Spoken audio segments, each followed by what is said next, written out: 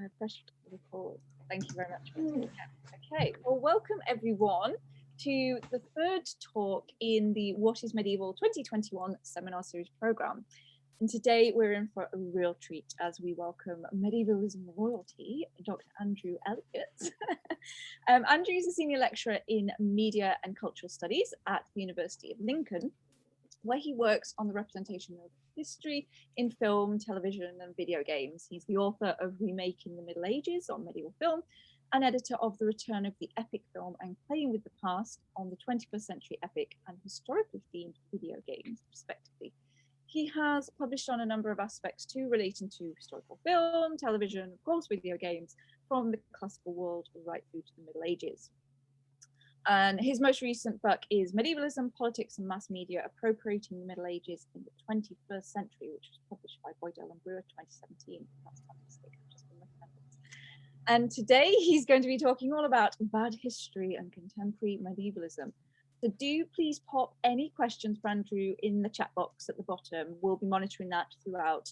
And once Andrew has given his talk, we'll be putting them to him. But do note as well, I must note that today we'll be wrapping up just before 6 p.m. due to prior commitments. So don't be alarmed if we have to quickly wrap up. And also do remember that if you cannot stay for the full talk, though we hope you can, we'll be uploading it to our YouTube channel where all the rest of the talks are within the week following. So do check us out there by searching What is Medieval. So with that, over to you, Andrew. Thank you. Okay, so I will just attempt the deft switch into the screen sharing. Has that worked okay? Can you see my slides? Yeah, that's working perfectly. Fantastic. Okay, well, first of all, thank you so much to Emma, to Claire, and to the other speakers in this series. It's been absolutely phenomenal and eye-opening throughout. I've been really enjoying the series, and I'm really honoured to be invited to present some of my recent work on this as well. As a trigger warning or content warning, there will be some images of, I've tried to cut it down, there will be some sort of far-right imagery and references to far-right movements and ideas, but I have tried to keep them as few and far between as possible.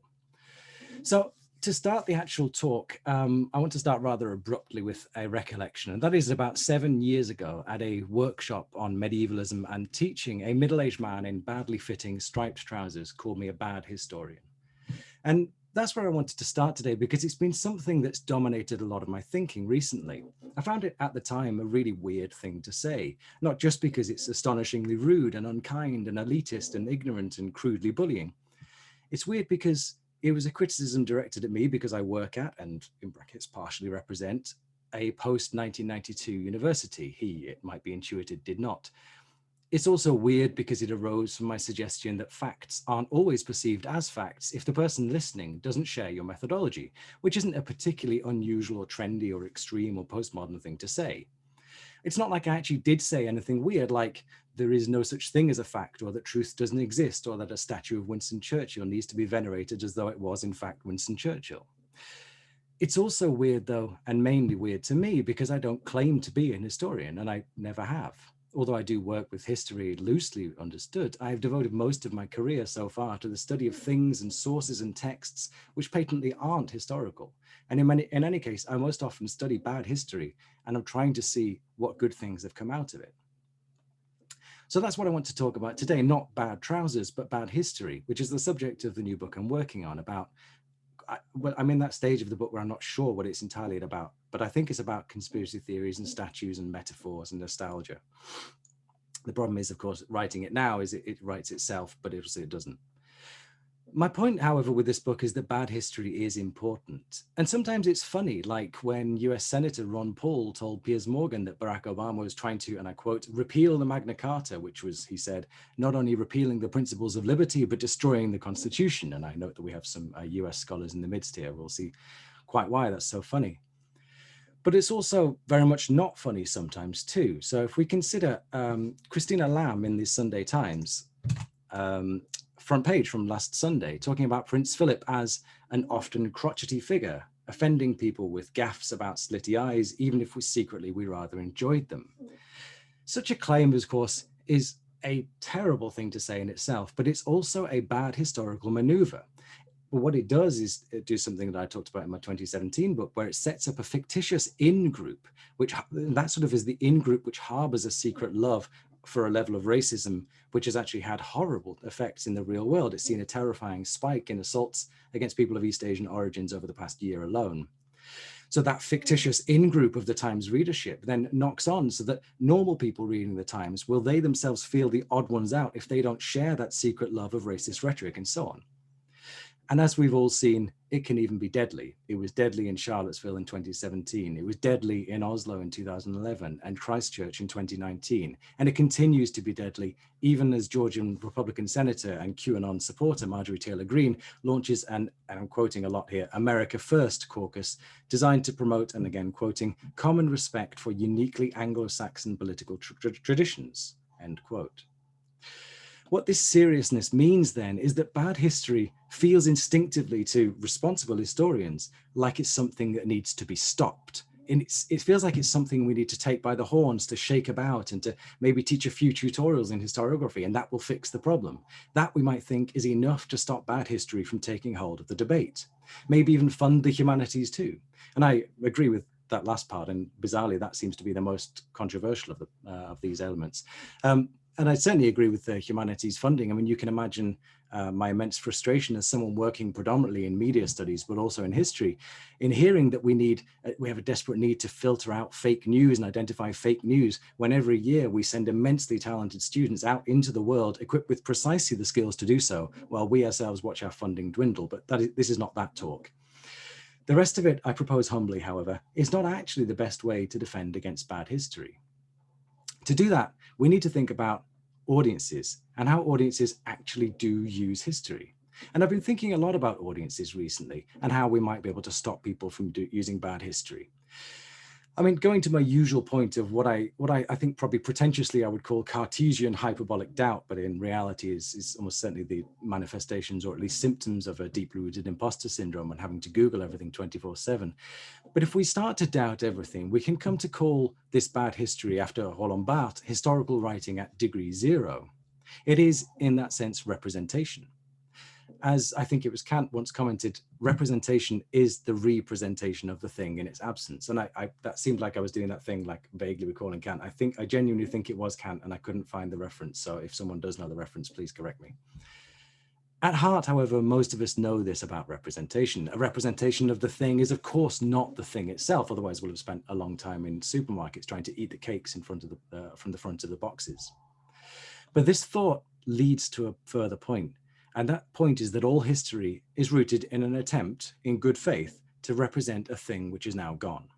So if I make a little leap, thinking about audiences and history makes us think about whether all historical representation is necessarily at heart bad history too, until it becomes good history, and wondering very loudly and inappropriately what the difference is. And if we're not sure what the difference is between good and bad history, we have to be honest and ask to what extent we can, indeed whether we can, control how the past gets used. If all history is representation, then what separates QAnon's completely horrific use of the past from the people in this series, like Claire and Emma and Howard and Martina, who are doing very good history indeed? And I've been thinking a lot in this respect about Keith Jenkins' separation of the past from history and what that means for those of us who are interested in how audiences go about using that past. History, Jenkins tells us, is what gets made out of the past. What this separation means then, as Alan Munslow argues persuasively, is that good history is somehow about responsibility and narrative. Just as I can buy the same equipment as the Great British Bake Off contestants have, but I'll still make you a terrible cake, which is a dry mess of flour and disappointment. When we're thinking about how good historians work, we realize that the past in history and the question of making it are slightly different. And the quotation I like here is Jerome de Groot's, the opening of his book, Consuming History, where he makes the fascinating point that if the past and history are different and contingent on responsibility, that raises new questions about historical authority.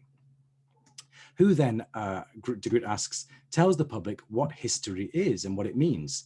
If the past is, after all, an empty signifier, just what are the semiotic processes involved in constructing, perpetrating, and consuming purported meaning? Given then the explosion of medievalism of the last 2 decades and what we've witnessed as the birth of an entire subdiscipline, as well as our focus more recently on the abuse of medievalism, this question posed by de Groot and the broader questions about historical authority take on a newfound and newly urgent significance. So if we think about bad history as somehow a usable past, and how the process of making the past usable can make bad history, we can start to make new inroads using that historical responsibility as a framework. And so far, all I've come across are a lot of logical paradoxes. And I like to say, I'm very famous for my students for saying to them, follow the logic, and I wanted a t-shirt printed of it. But if we do follow the logic, we realize something quite interesting. We come across these three paradoxes in particular. First, if there is such a thing as a usable past, it implies that there must also be a non-usable past. Given that that past, as Jenkins argued, is what's used to make history, and history is what explicates the past in the present, then de facto all history must be potentially usable, even if it isn't actually used. So the first paradox is in fact tautology. All pasts are usable pasts. Next, if there is such a thing as good history, which implies there are good historians, there must also be bad history and bad historians. If there are two kinds of history, then there needs to be a way of differentiating between the two, a way of measuring and assessing those two kinds of pasts in order to make a pronouncement of which of the two is good, which means that sometimes good historians can do bad history and bad historians can do good history. I mean, even a stop clock is right twice a day, as they say. So the second logical paradox emerges. Bad history is nevertheless still a kind of history. It's just bad. The final paradox is that if good historians can do bad history and bad historians can do good history, then these groups cannot be the judges about what is or is not good or bad history without a kind of objective measure which sits outside of that history. The only way out of that paradox then is to rely on historiography and historical method. And I'll come back to that bit in a moment. So my logical framework here then becomes the framework for broader thinking, which forms the introduction of my new book, which ironically is being written during a global pandemic besieged by bad faith history, and of course by Brexit negotiations, which are being disastrously managed by themselves bad historians. For those blissfully unaware, Brexit is going extraordinarily well right now, and it looks like we might have food, although we are being encouraged to grow our own just in case, and they're building new toilets for drivers who are stuck in the hour-long queues at the Dover Channel crossing. So it was a tremendous success for us there.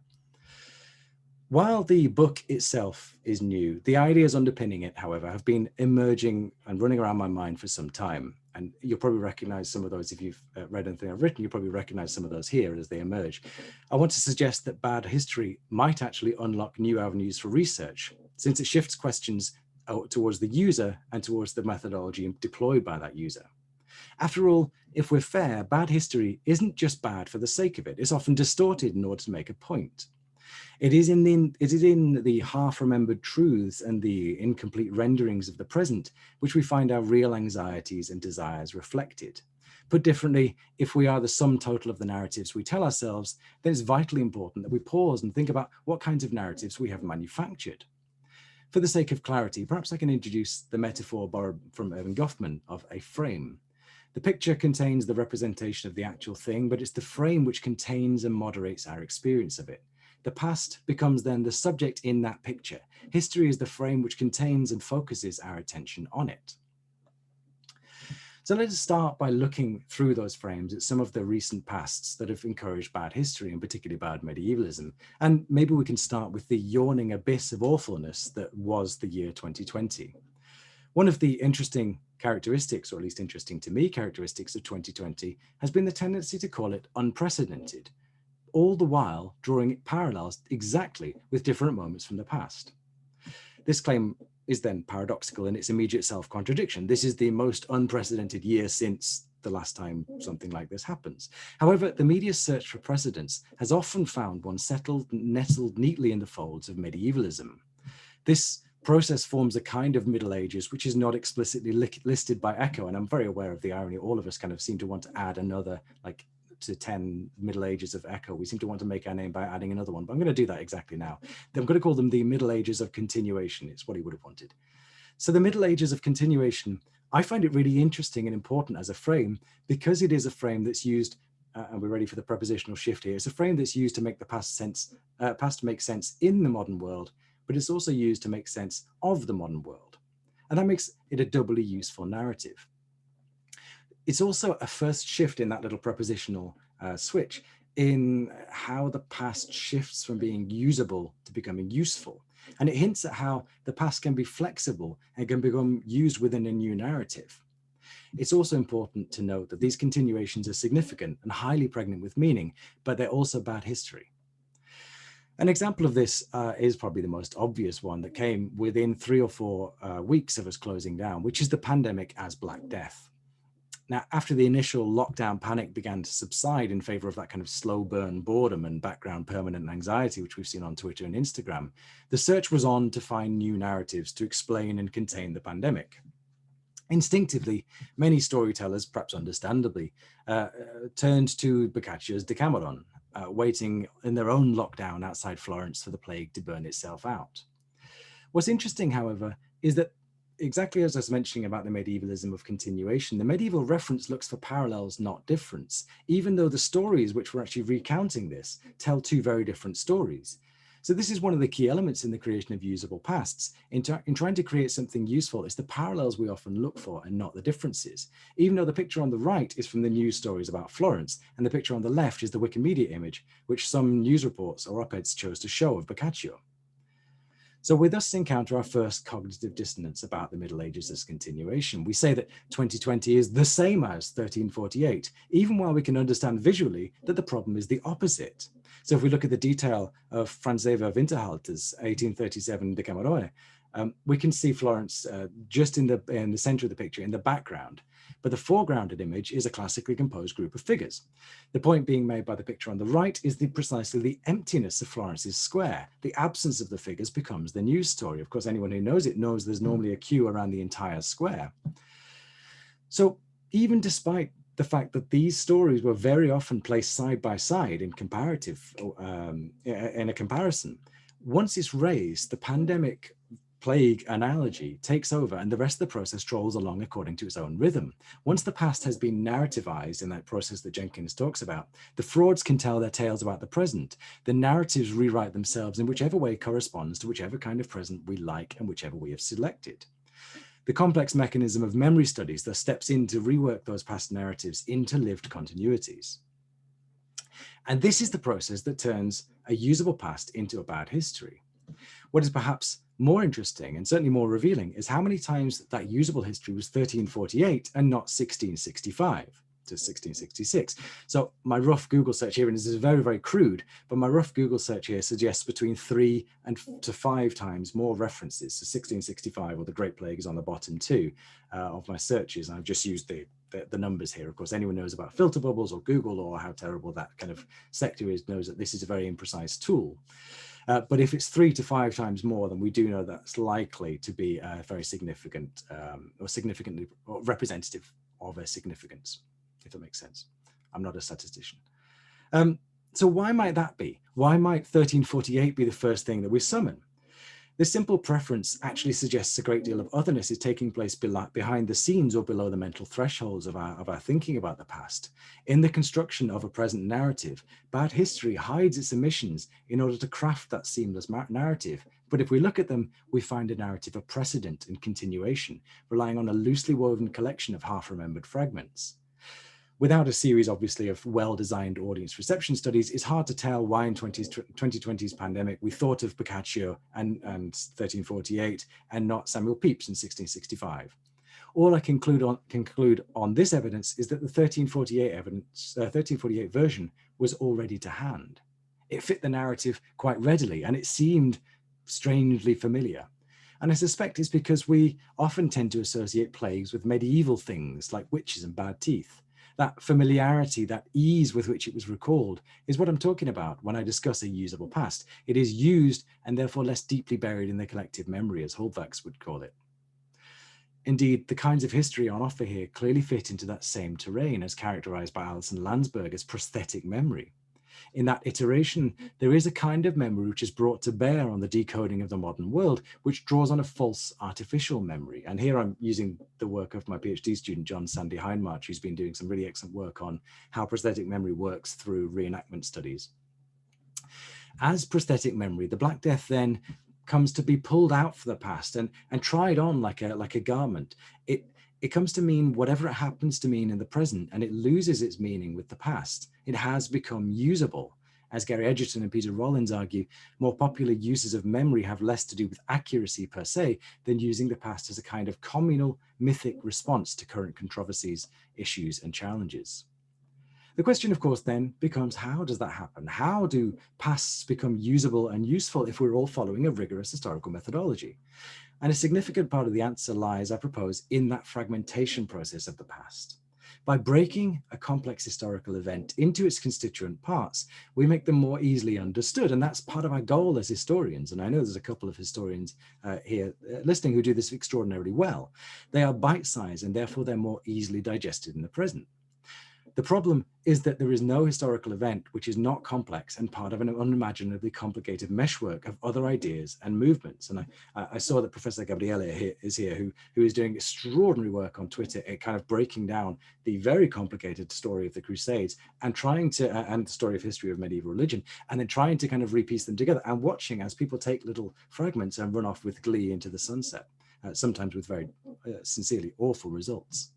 So, as such, it's obvious that it's really easy for a usable past to very quickly become bad history.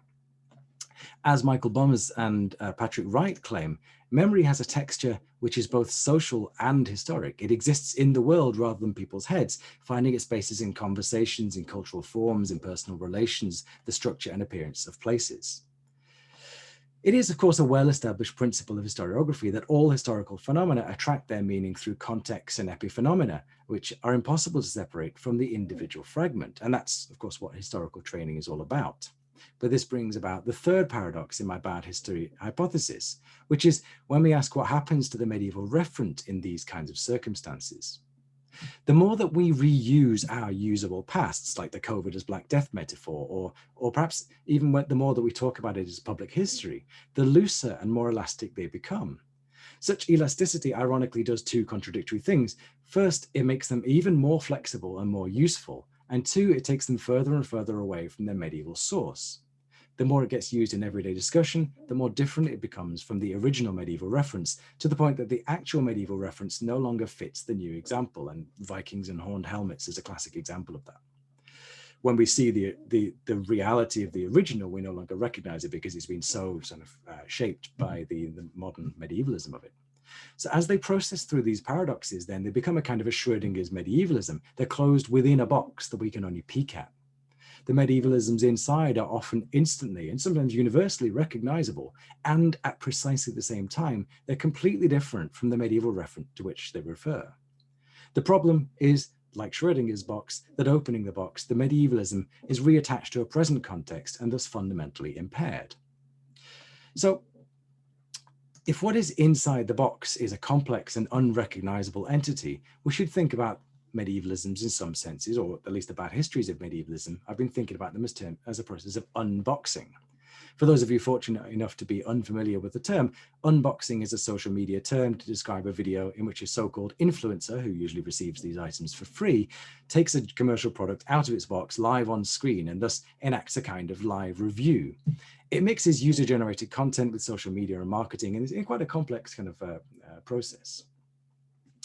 To continue to the analogy to its fullest then, we see that the appeal of medievalism offers some of the same pleasures as unboxing a new packaged item. It's appealing because it's mysterious. We're given a clue about the contents, we know what it's for, and we know how we plan to use it, but there are still surprises ahead. However, like unboxing, once it is out of the box, we know it's going to be hard, perhaps impossible, to put it back in again exactly as it was. And so I suggest by this process, the fragmentary Middle Ages begin their slow but inevitable translation from usable to used to useful. Each phase of use and reuse requires it to be slightly tweaked or even hammered and beaten into shape. So my suggestion is that in the attempt to make it fit, it distorts the medievalism to such an extent that it's broken. It no longer fits back into history without the historical expertise needed to contextualize it. Each fold, each tear, the wrong piece of plastic or missing piece of packaging transforms the thing into something new. In using them with us creating new meanings for these medievalism, medievalisms, and in doing so, we're also transforming medievalism into the realm of prosthetic memories using what Jean Burgess calls vernacular creativity, a naive kind of creativity which pulls the unfamiliar into the half-remembered thought world of the familiar. Many scholars have written beautifully on this process, including Tommaso di Carpegna Falconieri, Bruce Holsinger, Louise Dalsons, David Matthews, Richard Utz, Elizabeth Emery, Andrew Lynch, and so on and so on and so on. But one particularly striking example occurs in Carolyn Dinshaw's How Soon Is Now, in its intimation of a timeless return, or indeed the underpinning continuation of the Middle Ages, and in particular, what is described by Dinshaw as the perpetual return presence of the Middle Ages, that's return/presence of the Middle Ages, as reworked and hammered into shape through the love and work of amateurs.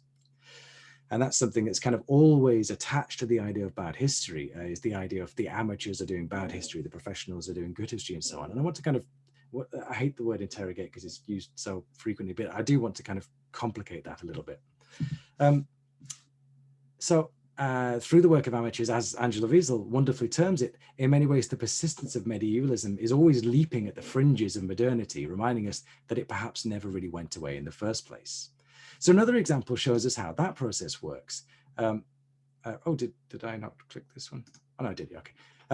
So a very recent article, well, it's fairly recent, it was what, November, on Unheard, written by Ed West, offers a second example of this process.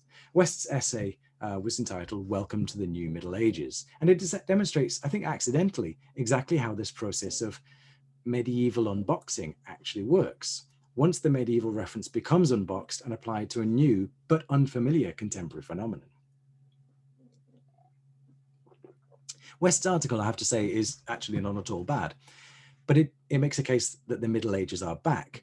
But the problem is why, and as is often the case for those determined to view the world only from the perspective of economic history, the answer lies in the Industrial Revolution, as it always seems to. Industrial modernity in this perspective becomes the great broom which sweeps away the dust and cobwebs of a barbarous past and removes all of the elements which we often associate with the Middle Ages, the killing, the disease, the war, the famine, pestilence, hunger, and so on and so on.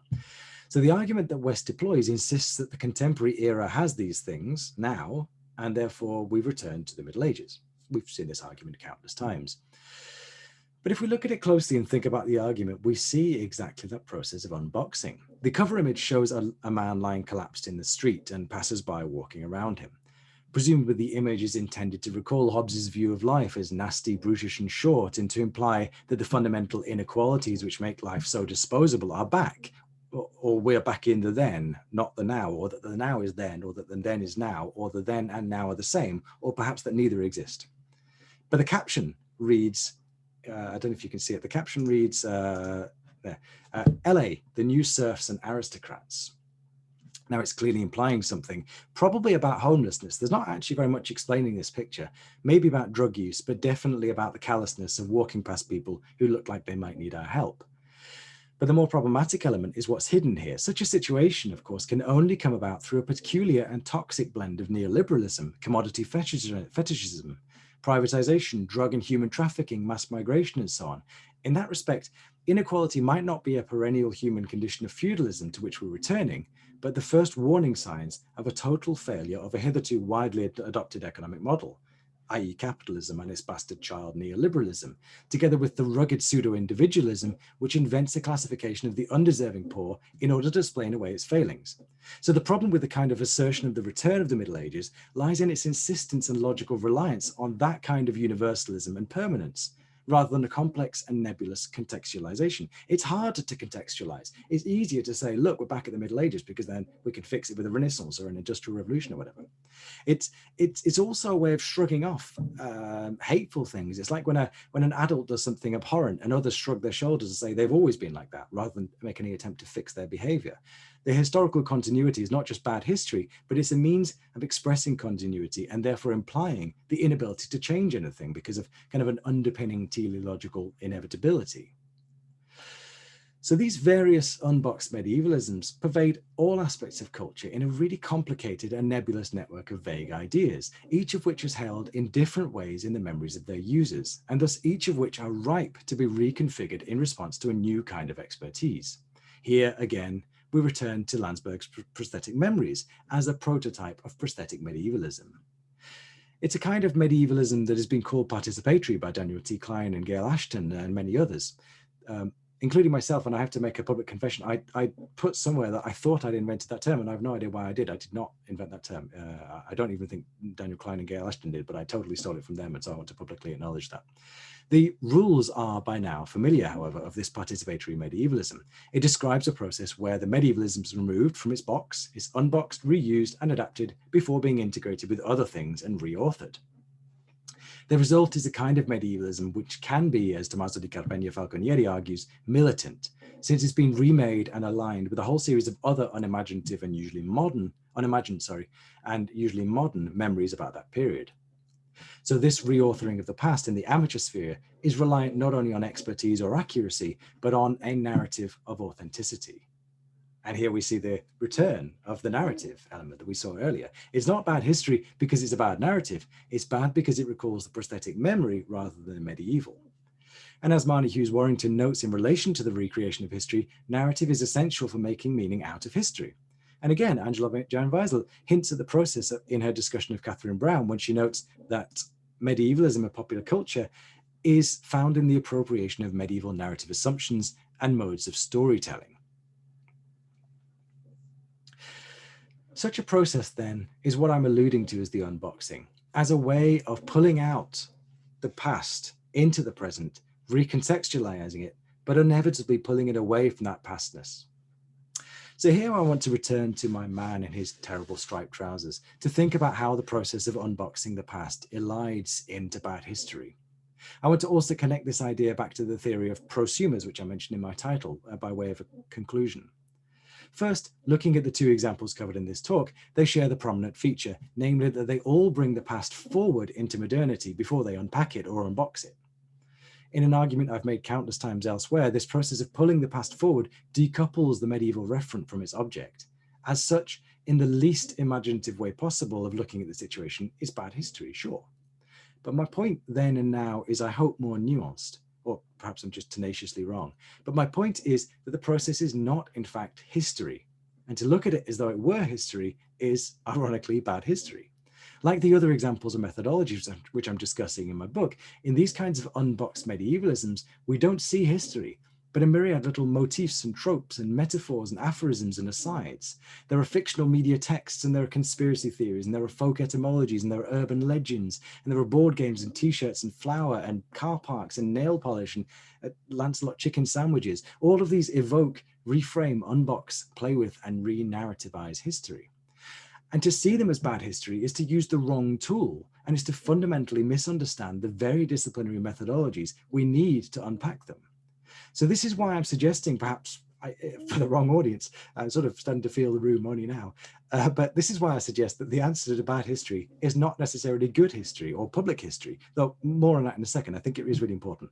But to be blunt, when we hear bad examples of medievalism, if our response is to tear our hair out and wring our hands and shake our trembling fists in fury at the skies, we too are probably misunderstanding the process and its methodology, because it's not bad history, it's not even history at all.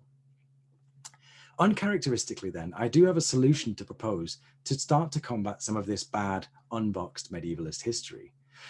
In a lot of my work on the far-right appropriations of the medieval past, the responses, including from some of the reviewers, the peer reviewers, has been to ask, so what is the solution? And my response has been to kind of shrug and say, I have no idea. And it's always seemed to me that the world, in the respect of the work I was doing with kind of the far-right medievalism, it seemed to me that the world was on fire, and I'm not sure that my pouring a cup of water on the ground over here makes a big difference. Like many others, I've spent the last 5 to 10 years just struggling to take care of my own mental well-being and work-life balance. But my solution comes precisely from that process, from both interdisciplinarity and collaboration. In terms of interdisciplinarity, I mean, it's important to remember, I'm not just a bad historian, I'm also a bad medieval scholar, a bad media scholar. And there, I find a solution, and that is in collaboration. It's an obvious solution, but it's far from simple. Let me just illustrate what I mean. If, as one who had to quickly retrain as a scholar of media from one who studied medieval literature as part of a PhD, if you show me a problem like the one I've just shown about the Black Death COVID kind of comparison, what we see is that this medieval thing happens, and then people write about it. This is obviously not very good medieval history.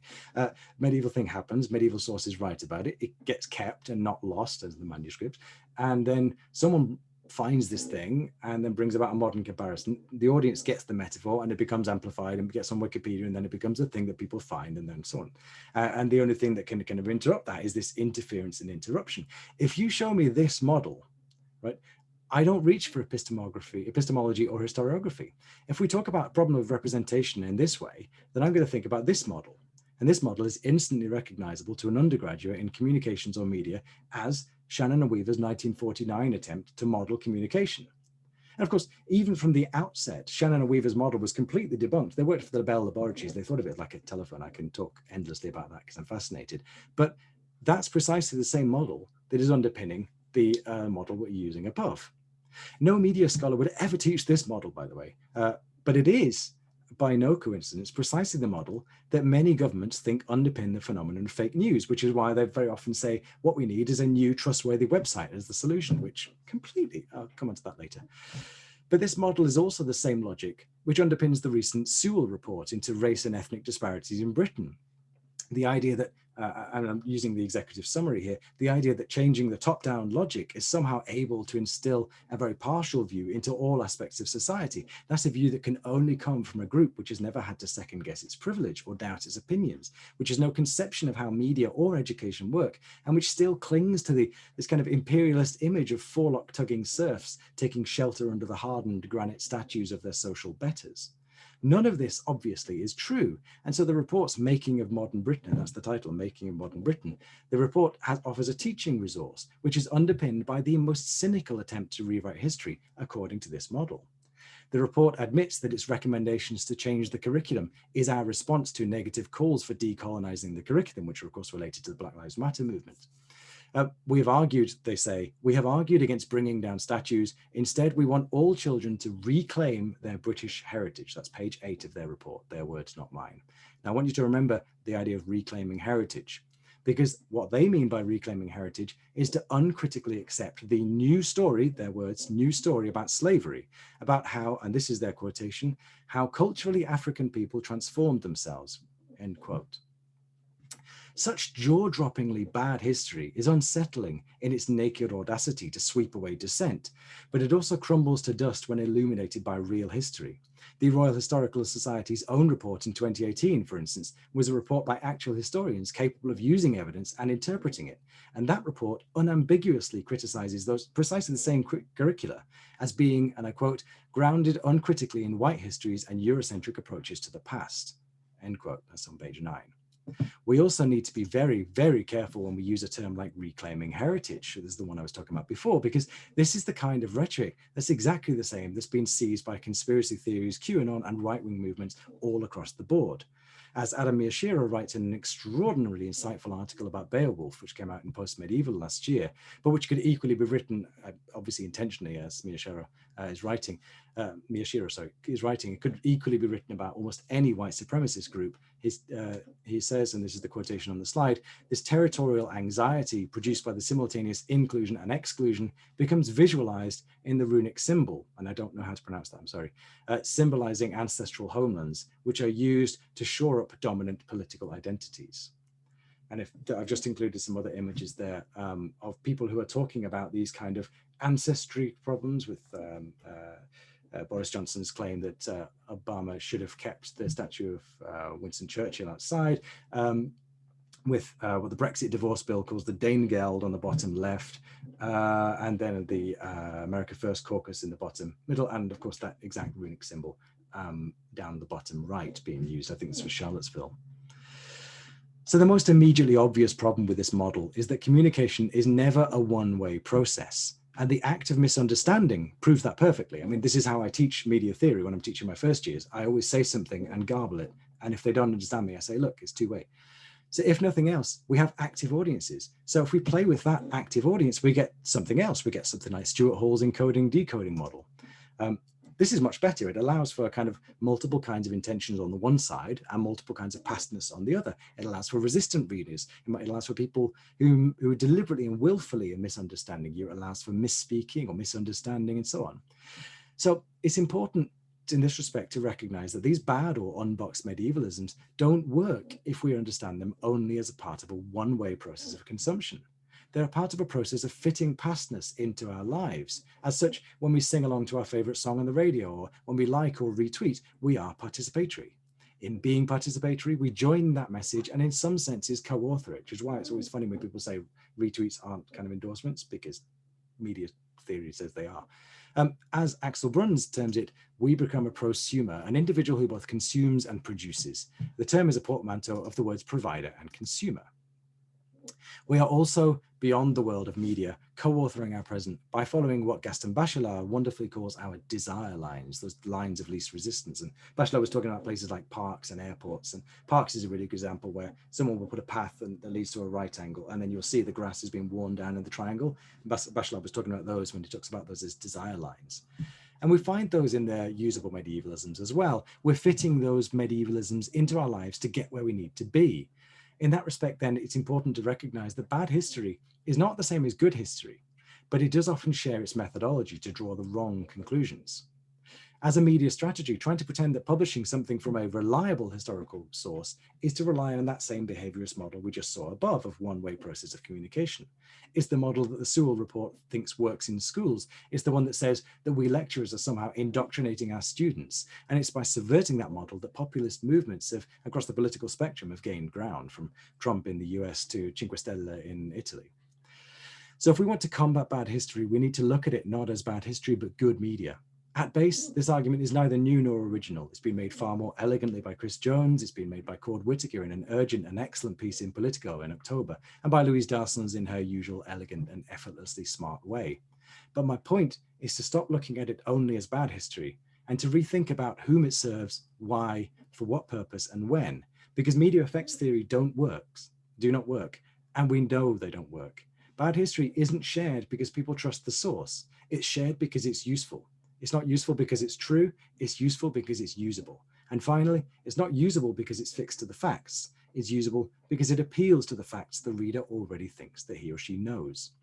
So we can flip bad history on its head and use it to demonstrate the process by which the unboxed medievalisms are continually refigured. They're scattered and then rebuilt into new narratives. If they're usable and used, then they must be doing something. They must be scratching some itch, confirming some pre-decided position, gratifying someone somewhere. So to dismiss these medievalisms as bad history is at best to miss the point, and at worst, it confirms false prejudices about our ivory towers. Indeed, when we talk about conspiracy theories and laugh at the tinfoil hat people, we must remember that, as Jan Willem van Pruyen, my Dutch pronunciation is probably terrible, I apologize, I'll put the name up. We all believe in conspiracy theories to some extent, and sometimes they turn out to be true, as in the Iran-Contra affair or the invented weapons of mass destruction in Iraq. So we shouldn't dismiss attempts to tell simpler stories. Above all, we cannot simply reject a bad narrative. The response isn't more public history, though public history is excellent, but it's not the response to this bad history, especially if it simply follows the Shannon and Weaver model above, because then it's just about who shouts loudest. And we can't afford to squander our goodwill and our reputations by insisting that we're right and everyone else is wrong, even if it's often true. We cannot stamp our feet and call it bad history, because that's not how media work. That's how toddlers argue. That's how Twitter works. And that's how the UK has ended up having to get to the back of its own queue to get vaccines. But it's not how history works, good or bad. We don't win by throwing shade or epic slapdowns or whatever else we call them, sick burns or whatever it is. It's not by calling them out as bad historians that we counter these dangerous corruptions, because those narratives cleave to core identities which cannot easily be prized apart from the self. Bad history preys on driving ideological wedges between people with contrasting ideas. Good history doesn't cure it by pushing those people further apart. It works by driving a wedge between the ideas and the people, by encouraging them to become prosumers of their own critical thinking. So we need to avoid embedding media effects theory thinking in our own history, since it's by providing more alluring narratives that coincide with the audience's own desire lines that we counter them. That is, after all, what the neo-Nazis have done by trying to paint the Middle Ages white. All it takes are a couple of well-trained, authoritative storytellers to tell better stories. And Emma and Claire are doing their part admirably with series like this, open to the public. But we can also do our part to embed that critical thinking and analytical skills into every level of society, from primary school to nursing home. Sometimes bad history isn't history at all, it's just good media, and that's where we need to start combating it. Thank you.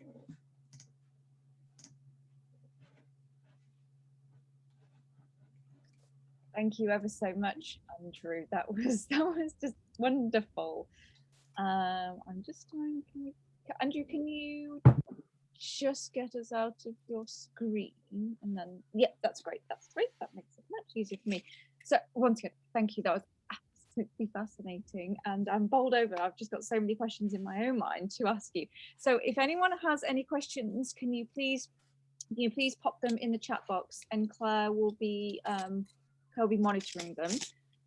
So Claire, if you can just have a look down the chat box, and hopefully we'll get some questions through. But while we're waiting for people to pop in their questions, I wrote down a couple. I'm trying to read my own terrible handwriting as I was scribbling away, but I'll go with a couple of questions I had. This is perhaps a bit of a silly or trivial question, so forgive me. But would you suggest that bad history, or the concept of bad history, is emerging as its own sort of cliched or parody genre? And we were referring to Twitter, etc., a lot, and social media here. What do you think? I was thinking that you were suggesting that. So in a way. Yeah, just to make sure, are you saying that it's people are consciously writing bad history, that they're deliberately doing so? In a way, and that's because you talked about this sort of removal and taking the Middle Ages so far away from its original, that this has been done on purpose. This sort of unboxing, that we're tweaking it so far that it distorts the medieval, the medieval origins. So are the Middle Ages just an easy sell for doing this, and therefore perpetuating the sort of vernacular familiar narrative to hit the widest audience and distort and create one's own narrative, I suppose, if that makes some sort of sense? Absolutely. You promised me a silly question. I thought it was going to be easy to answer, but you've actually given me a very good one, which is much more difficult to answer. That's very insightful, actually. I mean, there is that question of the framing of the bad history in itself, right? And we do see that in well, some of the examples might be with sporting events, when people go dressed up, and I don't know why I've ventured into this territory, because I know nothing about sports, but I do see pictures of particularly, I think it's England rugby fans who like to dress up as crusaders and stuff, right? Now, that, I don't think that is necessarily them trying to do good history, and they're probably very conscious that it is bad history, but there is something in there that is appealing. Mm-hmm. And that thing that's appealing to them is part of that kind of perhaps unintentionally bad, and can be led and carried away to do something very, very terrible with. It can underpin, in sporting events, when we see people dressing up as Templar Knights, right? And I'm very, very uneasy about that, because, what we've seen, people thinking that they're new Templars have killed people, and this is a really kind of, it's a weird moment, because I'm not saying that no one should joke about these things. That's absolutely categorically not what I'm saying. But there are moments where people might think that what they're doing is kind of a joking reference. Like, I think, if we're in all fairness, the front page of the Times last Sunday, I think, was just a joke that went very terribly wrong. I think what they meant to say was, he was, people sort of found it quite funny how inappropriate he was in some situations. But that's not a good example of the inappropriate things that we found funny. The inappropriate things that, are kind of refusing to shake someone's hand or something. That's inappropriate. And it's also to do with social awkwardness, which therefore has a whole series of layers underneath that, there is an unwritten series of rules of what you can and can't do. And I'm thinking that maybe modern media might actually have all of these rules as well. And the dressing up as the crusader is probably someone who's doing that consciously using it as bad history, but it's propped up by a whole series of other elements that actually, once we interrogate, can be really, really odd at best, dangerous at worst. I couldn't agree more. Do you think then, just a follow-up question, do you think that as scholars or academics or historians who are sort of, can we suggest that they're also doing it in similar ways on social media as well? Yes, I'm very reluctant to criticize anyone on social media, because anyone who's brave enough, any historian particularly who's brave enough to venture into that field, I'm deeply, deeply in awe of them. I can't, I find it, the toll is too heavy. Sorry, what was your question again? Yeah, I'm sorry. I'm just being super awkward, but I want to make sure I was answering it. I was just asking whether we thought that scholars or academics, historians, who, you know, whatever discipline they were in, was doing something similar and sort of reinterpreting and sort of perpetuating this emergence of perhaps a cliched genre of bad history. Yeah, I don't think that's true. No, I don't. What I was saying was one of the problems can sometimes be public history when it is done in that sense that if I'm going to correct you, I'm going to, you know, school you, and you're going to sit down and you're going to learn how it works, because actually taking to Twitter and little micro feeding corrections of things, or even someone saying, hey, look at this story. This is really, really cool. A really interesting story. And I can't remember who it was, but recently there was someone who starts off with this, did you know this thing happened kind of story, and just followed it. And it was fascinating, and it's really, really interesting. You know, and we find these little stories everywhere. I spent a terrible example, but I spent an afternoon over the weekend researching cheese, the Wensleydale, that had Kit, what's his name on it? This is a terrible example. I can't remember his name now, but there's a guy who's very, very famous for saving Wensleydale in Yorkshire Farmer, right? And if you look at his story, it's fascinating. Now, why haven't I heard that story? Right, that to me is an amazingly ripe thing. Did you know that the thing that you're holding in your hand actually has this fascinating story? And I think Twitter historians and Twitterstorians, I think is the hashtag. Yes, it is. are often some of the most extraordinarily playful historians that exist. Those people who can take it out, and I'm going to embarrass Dr. Alfrey here, I've seen is in the audience, but Dr. Fran Alfrey, who's taking the history out to people and asking them what they mean by it. That's incredibly brave, and that is an amazing source of public history. Those people who can make, I've, you know, such respect for Tony Robinson that makes, you know, Robin Hood and Blackadder interesting, right? From a way of telling a new story. Now, that's not public history, but that can actually sow the seeds for something else. So I do think there is a lot. Of course, Twitter's a dumpster fire, right? There's a whole lot of terrible, terrible things on there. But some of the Twitter historians are excellent, I think. Couldn't agree more, actually. Claire, I think we have some questions. We do, yeah. So we have more of a comment than a question to start with. So we've got someone here. So Michael has said that in Scandinavia, the supporters of football teams often wear the plastic Viking helmets, complete with horns. And he's wondering if the England Crusaders are actually supposed to be sort of representing St. George. And it's kind of that mixture we often get of medieval knight with the cross looking a bit like a Templar cross. So that's definitely an interesting point there. Thank you, Michael. And Zach has asked, so we've heard plenty about the right and sort of bad history, but how do you see bad history appearing on the left? Do we see it to the same degree? It's did you say Zach? Yes, thank you, Zach. Excellent. Well, I mean, I will always refer or differ to Tommaso di Carpegna Falconieri, whose book Medievo Militante has, I think, just last year been translated into English. It's exceptionally good, and he's very, very good.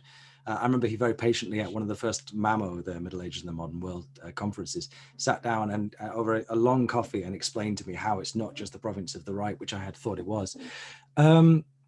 They do exist on the left.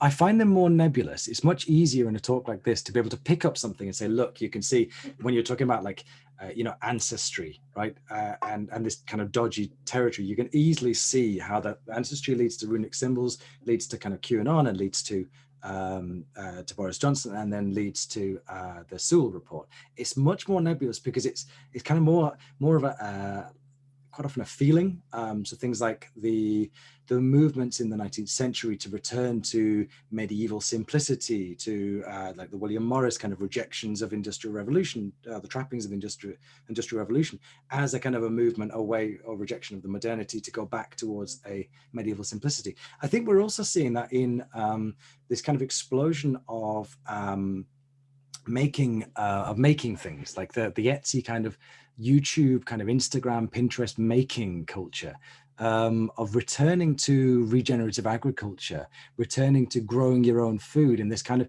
very simple suggestion that when the modern world gets too much, go back to the simplicity of the medieval world, go back to the world where actually the connection with the land was stronger. But those are much more nebulous, and I wonder whether Zach actually has some examples that that should be followed, because I'm very happy to follow some of those. We do absolutely see them. There's protesters in Ukraine dressing up as knights to protest Russia. I came from the left of the Hong Kong protesters are also, I don't know if that's quite so neatly left or right, but we do see them.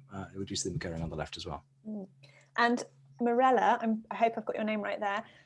She says that we focus a lot on extreme instances of bad history with, you know, the far right and everything, but aren't the more dangerous ones sort of these normalized assumptions that we have, ideas around nation states, the natural organizing principle of society, and perhaps, I work a lot with schools, some of those bad myths about the Middle Ages that are perpetuated, with lots of young people assuming that people of the Middle Ages were stupid and dirty and backward. So how do you kind of weigh those against some of these sort of extreme far right views? Are they as dangerous? Should we be attempting to solve all bad history?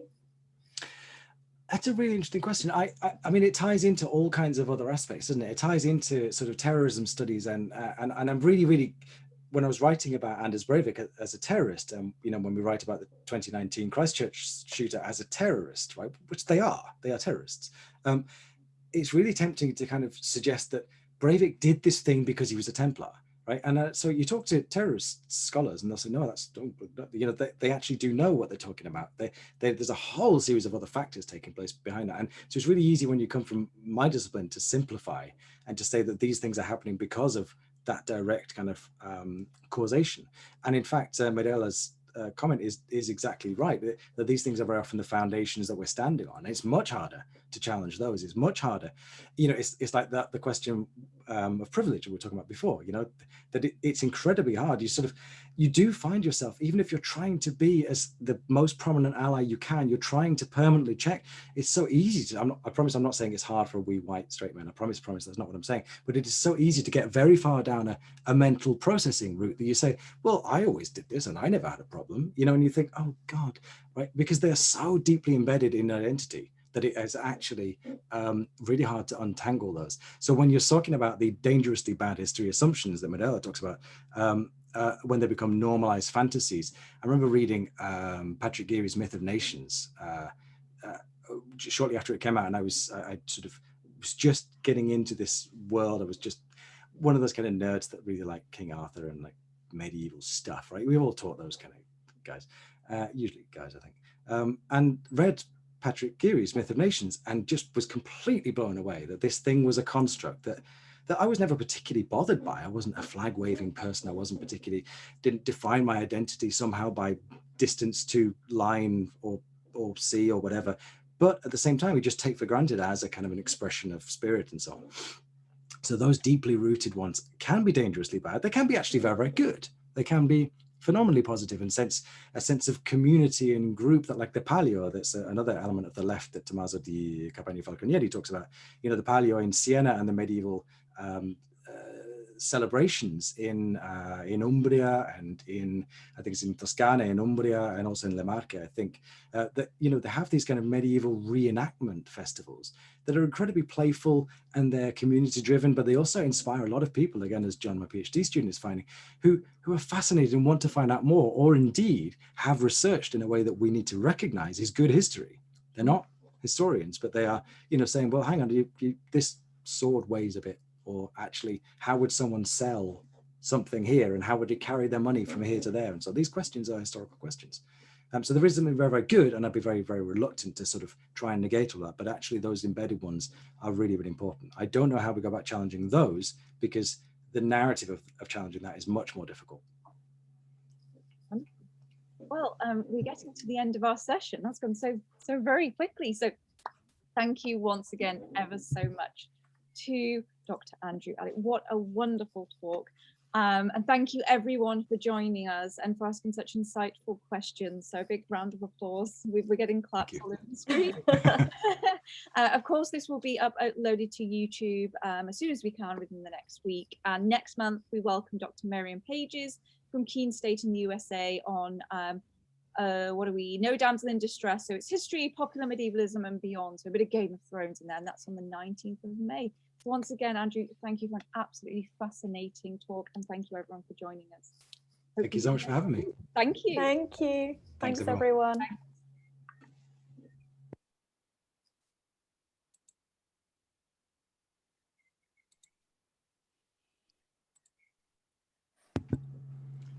Just writing down those questions that were very good. Thank you so much, Andrew. I have to dash because I'm hosting another webinar, but thank you. And I'm sure we'll all keep in touch. Yes, thank you so much for having me. I will see you soon, Emma. We'll chat soon. Bye. I'll show me what's going on with my video. Sorry, I'm just.